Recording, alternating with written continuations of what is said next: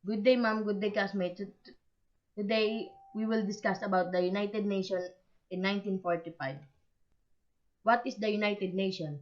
The United Nations, or UN, is an intergovernmental organization aiming to maintain international peace and security, develop friendly relations among nations, achieve international cooperation, and be the center for harmonizing the action of nation. It is the world's largest and most popular internal international organization.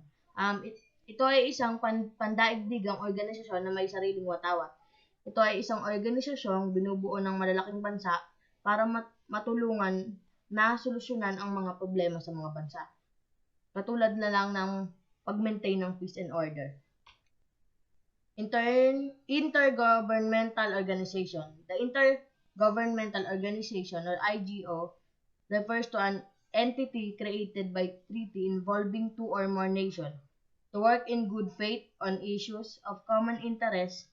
The main purpose of IGOs were to create a mechanism for the world inhabitants to work more successfully together in an area of peace and security and deal with economic and social question. Ito ay isang agreement among and between nations. Ginagamit para matigil ang mga giyera at paglutas ng mga problemang pambansa. Tapos, example of intergovernmental organization aside from United Nations. The North Atlantic Treaty Organization, or NATO, na popular ngayon gawa ng giyera between Russia and Ukraine. European Union, or EU, Organization of Petroleum Exporting Country, or OPEC, African Development Bank, o ADB, World Trade Organization, or WTO, and the formation of the United Nations, 1945.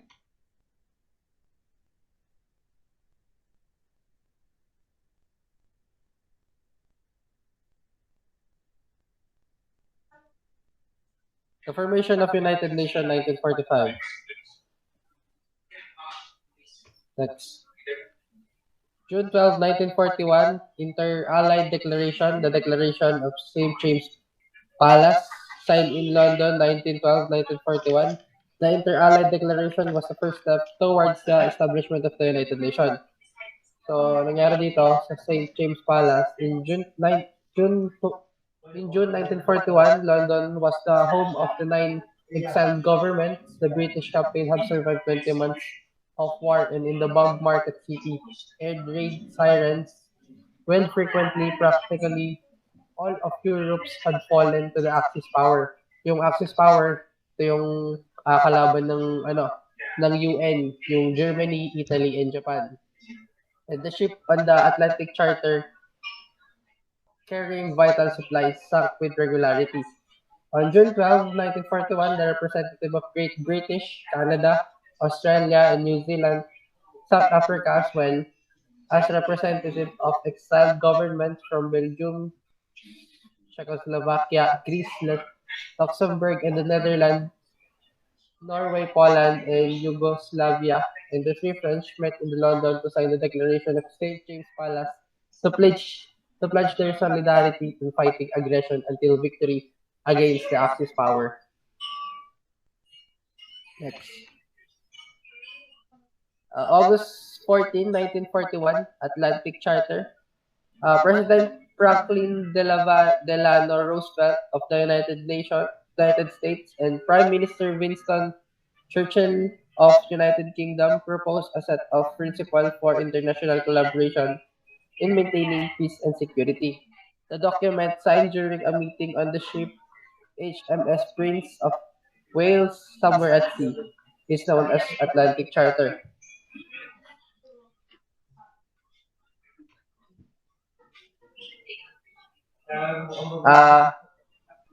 Dito sa Atlantic Charter, ito hindi pa tapos. Atlantic Charter, American and British goals for the World War after the end of World War II. Kumbaga, President ng US and the Prime Minister of United Kingdom proposed a set of principles for international collaboration in peace and security. Ayun, tapos, kaya tinawag na uh, Atlantic Charter kasi sa somewhere at siya pinirmahan. Ayun. Next. Declaration by the United Nations, January 1, 1942. Representatives of 26 allied nations fighting against the Axis power. Ayun nga yung Axis power, yung Germany, Germany, Japan, and Italy. Tapos, men in Washington, D.C. to pledge their support for the Atlantic Charter by signing declaration by the United Nations. These documents contain the first official use of the term United Nations, which was suggested by President Roosevelt. So dito, anong nangyari dito sa noong January 1, 1942, New Year siya naganap. On New Year's Day, 1942, President Roosevelt, Prime Minister Churchill, Maxim Litov of USSR, yung USSR, Russia, and TV Sung of China signed a short document which later came to be known as United Nations Declaration. The next day, the representative of 22 other nations added their signature. The government that signed this declaration pledged to accept the Atlantic Charter and agree not to negotiate a separate peace with any Axis power. Tapos yung 26 stations na yun, nakasama din sa na pumirma nung New Year's, ay the day after the New Year is yung US, Australia, Guatemala, Panama, Cuba, Luxembourg, El Salvador, UK, Greece, Norway, Costa Rica, India, Yugoslavia, New Zealand, USSR, Nicaragua, Canada, Honduras, Union of South Africa, Dominican Republic, China, Belgium, Haiti, Poland, Czechoslovakia, and Netherlands. Next. October 13, 1943 to December 1, 1943 then, Moscow and Tehran Conference. In a declaration signed in Moscow, the government of the Soviet Union, the United Kingdom, and the United States and China called for an early establishment of an international organization to maintain peace and security. 1943, October 30. Tapos yung nangyari naman dun sa Tehran Conference, the state goal was reaffirmed at the meeting of the leader of the United States, the USSR, and the United Kingdom in Tehran. Next.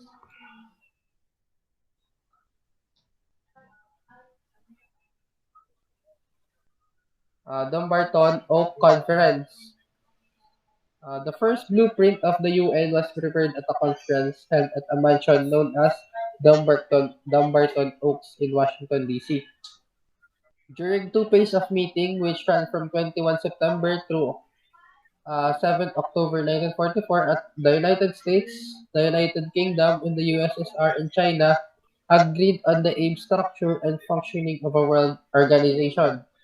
So, ayun, nag-meeting sila sa mansion of Dumbarton Oaks sa Washington, D.C. Yung nag-meeting doon is yung President of United States na si Roosevelt, yung sa Prime Minister ng British, yung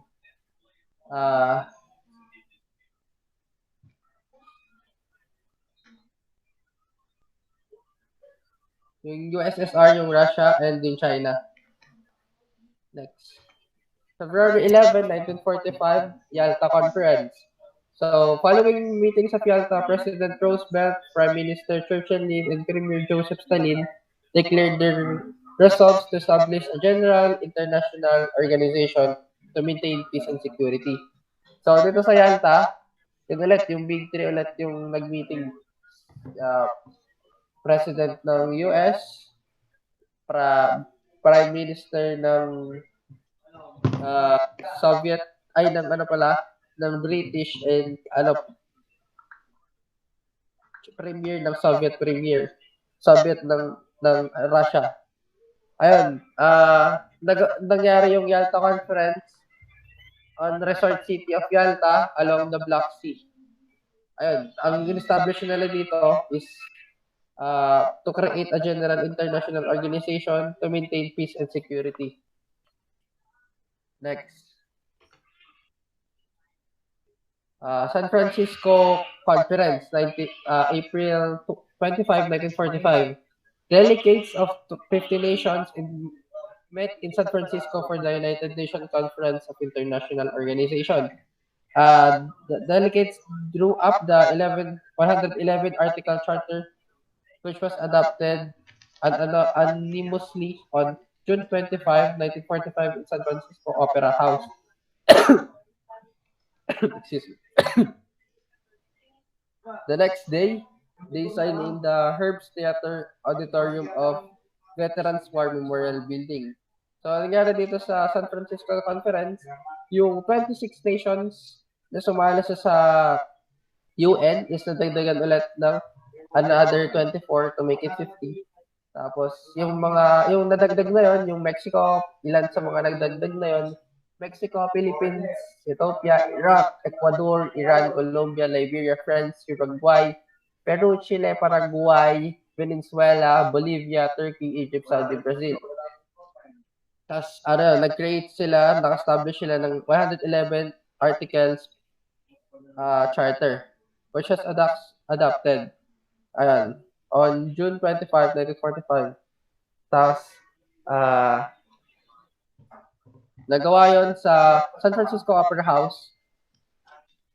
Ayan. Next. October 24, 1945, the United Nations is created. Its charter is ratified. October 24, 1945,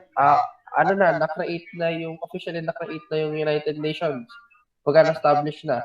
The United Nations is created as its charter is ratified by the 5 permanent members of the Security Council and the majority of other signatories and comes into forces. Ayun, yun lang. Yun lang po.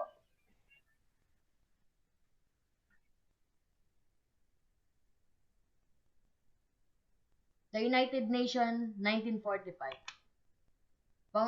Founded in 1945 after the Second World War by 51 countries committed on maintaining international peace and order, developing friendly relations among nations, promoting social progress, better living standards, and human rights. Nabuo siya pagkatapos ng Second World War, kaya naisip nila na gawin ito para ma-prevent na magkaroon uli ng digmaan. Ang ano niya is maging magkakaibigan ng mga bansa para maiwasan ang paglabag sa human rights at ma-secure ito sa pamamagitan ng international cooperation. The name United Nations, coined by the United States President Franklin, was first used in the Declaration by United Nations of January 1, 1942 during the Second World War. The organization can take action in a wide range issue and provide a forum for its 193 member states to express their views through the General Assembly, the Security Council, and the Economic and Social Council, and the bodies and committees. The United Nations ay ang United Nations ay ito ginagawa nila para ma-prevent ang mga national security threat, at dito nagtutulong-tulong sila sa pamamagitan ng paggawa nila ng solusyon. Katulad sa Pilipinas, ang Pilipinas ay part ng United Nations noong 1945. Kunyari dito sa Pilipinas, merong bagyo. So, ang gagawin ng United Nations, gagawa sila ng parang charity na magdadala ng tulong sa Pilipinas.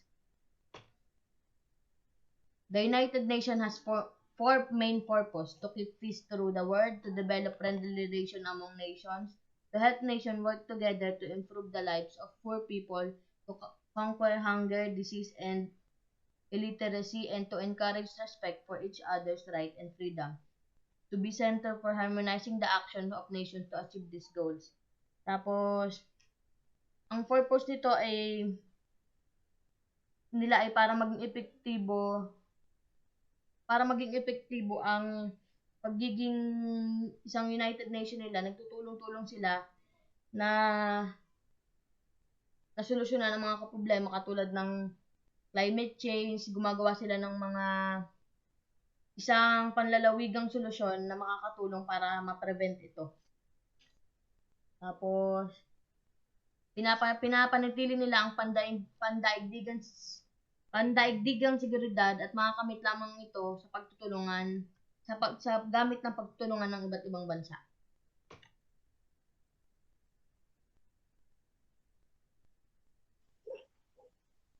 United Nations in 1945. The United Nations has 6 principal organs: the General Assembly, the Security Council, the Economic and Social Council, the Trusteeship Council, the International Court of Justice, and the Secretariat. Yun yung 6 principal organs na i-discuss natin later on. Next po. United Nations 1945. First is the General Assembly. The United Nations General Assembly, or UNGA, is the main policy-making organ of the organization, comprising all member states. It provides a unique forum for multilateral discussion of the full spectrum of international issues covered by the Charter of the United Nations. Each of the 193 member states of the United Nations has an equal vote. So in United Nations General Assembly, dito ginagawa ang mga pagpupulong, ginagawa ang batas, at pinag-uusapan ng mga international issues na covered by the Charter of the United Nations. So para mas maintindihan, ang General Assembly ay kailangan bumoto ang mga members nito upang makapagdesisyon ang President ng General Assembly. So ang example nito is the war between Ukraine and Russia. On April 7, 2022, nagkaroon ng pagpupulong sa General Assembly, and then 2/3 ng votes ng members ay pumabor na suspindihin ang Russia sa Human Rights Council. Next po. So aside from they are the main policy-making organ of the organization, yung General Assembly is nagkakandak din sila ng appointing the Secretary General on the recommendation of the Security Council, electing the non-permanent members of the Security Council, approving the UN budget. Next is the Security Council. The Security Council is primarily responsible for maintaining peace of international and security. It has 15 members, and each member has 1 vote. All member states are obligated to comply with council decisions. The Security Council takes the lead in determining the existence of a threat to the peace of aggression. It calls upon the parties to dispute or settle by peaceful means and recommends methods of adjustment of term of settlement. So in Security Council, it is the main responsible in maintaining peace and security. So to those covered by the Charter of United Nations. Then aside from maintaining peace and security, they are also responsible to determine any threats to the peace and or any aggression moves. Para mas maintindihan, noong nakaraan, criticize ng Ukrainian government ang Security Council ng US for not taking any action to stop the war between Russia. So yung ginawa ng United Nations, nag-conduct sila ng General Assembly, and then doon nga nila nakuha yung 2/3 ng votes na pumapabor sa Ukraine na masuspend yung Russia sa Human Rights Council. Next po. Economic and Social Council, or ECOSOC. ECOSOC is empowered to recommend international action on economic and social issues, promote universal respect for human rights, and work for global cooperation on health, education, and cultural and related areas. ECOSOC conducts studies, formulates resolutions, recommendations, and conventions for consideration by the General Assembly, and coordinates the activity of various UN programs and specialized agencies. So, ang ECOSOC ay pinagtibay upang talakayin at isulong ang mga karapatang pangtao or the human rights, usaping pang kalusugan, and then yung mga usapin pang edukasyon. Next. Economic and Social Council, most of ECOSOC works is performed in functional commissions on topics such as human rights, narcotics, population, such development, statistics, the status of women, and science and technology. The Council also oversees regional commissions for Europe, Asia and Pacific, Western Asia, Latin America, and Africa. So in addition, under the Charter of ECOSOC is responsible for promoting higher standards of living, full of employment, economic and educational and universal respect for human rights. So, isa talaga ang human rights sa sinusulong ng UN para maiwasan ang di pagkakaintindihan ng mga bansa. Next. Trusteeship Council. The Trusteeship Council was designed to supervise the government trust territories and to lead them to self-government or independence. The trusteeship system, like the mandate system under the League of Nations, was established on the premise of the colonial territories taken from countries defeated in war should not be annexed by the victorious power, but should be administered by a trust country under international supervision until their future status was determined. So, yung Trusteeship Council was established premise that colonial territories taken from countries defeated in war should be administered by the trust country under international supervision until their future status was determined. It simply means na hindi dapat isama ng nanalong bansa sa gyera ang teritoryo ng natalo. So, example nito is yung war between Russia and Ukraine. For example, na natalo ni Russia si Ukraine, and then si Russia angkinin yung teritoryo ni Ukraine. So, hindi isa sa mga goal ng United Nations or goal ng Trusteeship Council is to maintain peace para hindi na magkaroon ng mga war, magsimula ng war, dahil isa sa mga pinagsisimulan ng war is yung agawan ng mga teritoryo. And then, ang gagawin ni United Nations, aalalayan niya si Ukraine na makabawi sa ekonomiya nila, and then hanggang sa ma-determine nila yung kanilang status. The next, International Court of Justice. The International Court of Justice, commonly known as the World Court, is the principal judicial organ of the United Nations. Through the court's predate the League of Nations, the idea for the creation of International Court to arbitrate international disputes arose during the International Conference held at the Hague of 1899. This institution was subsumed under the League of Nations in 1919 as the Permanent Court of International Justice, or PCIJ, and adopt its present name with the founding of the United Nations. So the court rule is to settle any accordance with international law, legal disputes submitted to it by state, and give advisory opinion on legal question.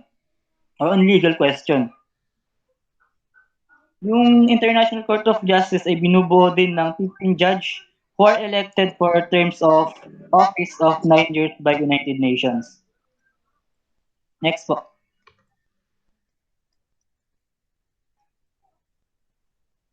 Secretariat. The Secretariat General, the principal administrative officer of the United Nations, is elected for a 5-year renewable term by 2/3 vote of the General Assembly by the recommendation of the Security Council, and the approval of its permanent members. Secretary General usually have come from small neutral countries. The Secretary General serves as the chief administrative officer of all meetings and carries out any functions that those organs entrust. And Secretariat, he also oversees the preparation of the UN's budget. Next po. In addition, the Secretary General has important political functions, being charged with bringing before the organization any matter that threatens international peace and security. Both chief spokesperson for the UN of the UN's most visible and authoritative figure in world affairs. The Secretary General often serves as high-level negotiator attesting to the importance of the post. The Secretary General have been awarded the Nobel Prize Peace Dag Hammarskjöld in 1961 and Kofi Annan co-recipient with the United Nations. So the Secretariat is the UN's executive arm. The Secretariat has an important role in setting the agenda for the deliberate and decision-making bodies of the United Nations. And then, the Secretary General who is approved by the General Assembly is the head of Secretariat. In addition, sila din ang pangasiwa kapag may pagpupulong at sila din ang gumagawa ng anumang tungkulin pinagkatiwala sa kanila ng organisasyon, and then sila din ang naghahanda o nangangasiwa sa budget ng United Nations. So, in connection of these 6 principles of United Nations sa subject natin, siguro they are promoting human rights and na-adapt din natin to.